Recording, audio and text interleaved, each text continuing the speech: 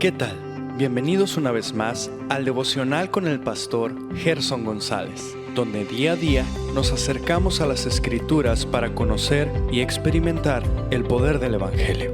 Deseamos que seas grandemente bendecido mientras escuchamos la palabra de Dios, porque la palabra de Dios no está presa. Comenzamos. Hola, buen día a todos. Qué gusto es que me acompañes esta mañana para de nuevo seguir hablando acerca de la meditación bíblica. Bueno, hemos llegado al método 17. Nos ha tomado un par de episodios poder revisar estos métodos, pero creo que todos son buenos. Y todos son buenos si funcionan para ti. Específicamente, si hay alguno que funciona de una manera más clara para ti, adelante. Como he repetido en varias ocasiones, el punto es meditar las escrituras. Así que el método 17 es llamado mapeo de la meditación. Este método te lleva a reconocer la importancia de oír, leer, estudiar, memorizar, meditar y finalmente aplicar. Si el tema le es desconocido, puedes documentarte en internet. Es un método un poco más complejo acerca de meditar un texto. Es un esquema que resume la información de una manera más visual. Es atractivo y es fácil de recordar las palabras en línea. El texto que se quiere meditar se coloca en el centro de una página y entonces se pueden usar diferentes ramas de pensamiento o bifurcaciones secundarias. Pueden ser colores distintos, pero todos emanando del texto principal. No es una manera diferente de pensar, pero sí es una manera diferente de escribir lo que se piensa. A medida que las ideas nuevas fluyen, los enfoques son nuevos. Así que descubrirás que este método te ayudará a mantener enfocado en el texto bíblico mientras estimulas el proceso mental de lo que miras. Así que vamos a practicar. Vamos a tomar un pasaje sumamente conocido, Romanos 8:28. Y sabemos que a los que aman a Dios, todas las cosas les ayudan a bien. Esto es, a los que conforme a su propósito son llamados. Colocas el centro de la hoja, en el centro de la hoja el pasaje. Lo puedes encerrar en un cuadro o en una nube. Así que tomo la primera expresión y lo hago mi primer rama. Y sabemos. Esa sería la primera rama, y sabemos. Bueno, debajo de ella pudiéramos tener algunas ideas que conectan con el contexto inmediato, es decir, ¿qué sabemos?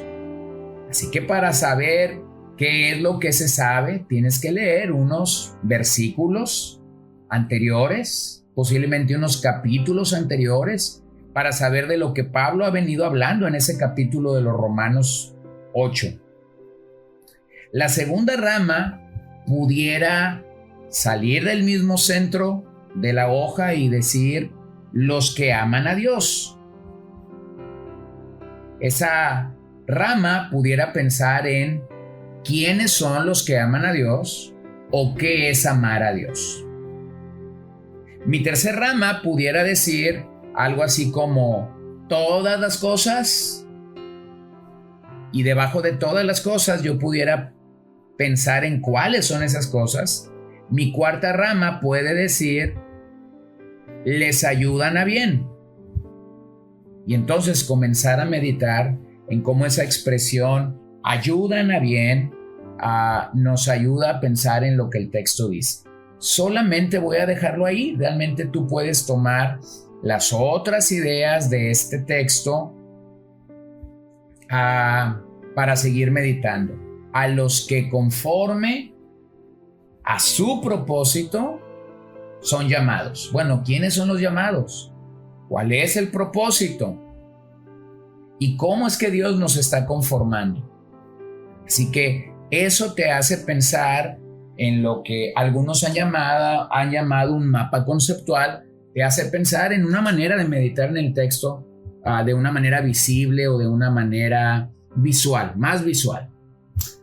Yo quisiera, al haber revisado estos 17 métodos, quisiera que pensáramos que cualquier método que puedes tomar para meditar la Biblia y que te funcione, va a ser bueno para ti.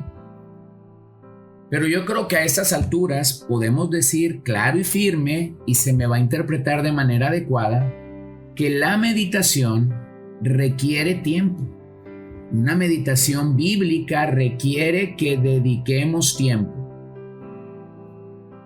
Así que hermanos, amigos, recuérdalo, toma tiempo. Es mejor leer menos, pero meditar más, que simplemente leer por leer. Una vez más, yo abogo a que leamos la Biblia, pero yo abogo a que leamos la Biblia con mayor meditación, con mayor calma.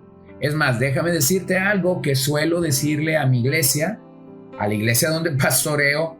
Mientras yo más avanzo en la vida y mientras más años como creyente asumo, cada vez leo la Biblia más lento. Sí, cada vez leo la Biblia más lento porque a estas alturas, después de haber sido un lector de las Escrituras, más o menos por unos 36 años, 38, mi teología bíblica, lo que yo sé de las Escrituras, es más robusta. Así que mientras sigo leyendo la Biblia, mi mente comienza a hacer conexiones, comienza a traer la manera como ese texto se ilustra, los ejemplos, quién modela esto en las Escrituras. Así que una vez más, es mejor leer menos, pero meditar más. Permíteme citar al escocés Maurice Roberts, quien dijo: nuestra era ha sido tristemente deficiente en lo que podría llamarse grandeza espiritual. Eso tiene su raíz en la enfermedad moderna de la superficialidad. Somos demasiados impacientes para meditar en la fe que profesamos. Lo que contribuye a una fe cristiana firme no es el examen rápido y ajetreado de los libros religiosos o el descuido o el descuidado apuro por cumplir con las obligaciones religiosas. Más bien, la meditación pausada en las verdades del Evangelio y la exposición de nuestra mente a esas verdades es lo que produce el fruto de un carácter santificado. Amén. Esto es lo que hemos venido diciendo de una manera mucho más poética, mucho más cuidada, pero la meditación pausada, como dice Maurice Roberts, en las verdades del Evangelio y la exposición de nuestra mente a esas verdades es lo que produce el fruto de un carácter santificado. Vamos a pensar en Salmo 119, versículo 97. Dice el salmista: cuánto amo tu ley. Todo el día es ella mi meditación. Qué maravillosas palabras. Cuando nosotros pensamos en la belleza y en la grandeza de lo que la meditación bíblica logra, surge una pregunta. Permíteme traerla a la mesa y cerrar con eso esta mañana. ¿Por qué perdemos a los niños que crecieron en un hogar cristiano? Bueno, muchos de ellos vieron una vida mundana normal, sin ninguna afectación a la familia, excepto que el domingo tenían que ir a la iglesia. Algunos iban cuando podían, iban cuando querían, iban cuando no había otra actividad que hacer. Algunos llegaban tarde o simplemente no llegaban. Pero no hubo un impacto hacia la familia en cómo se gasta el dinero.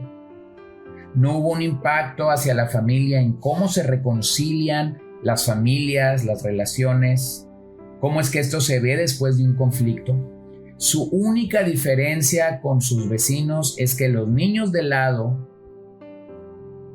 se despiertan temprano todos los domingos para ir a misa o para ir a la iglesia.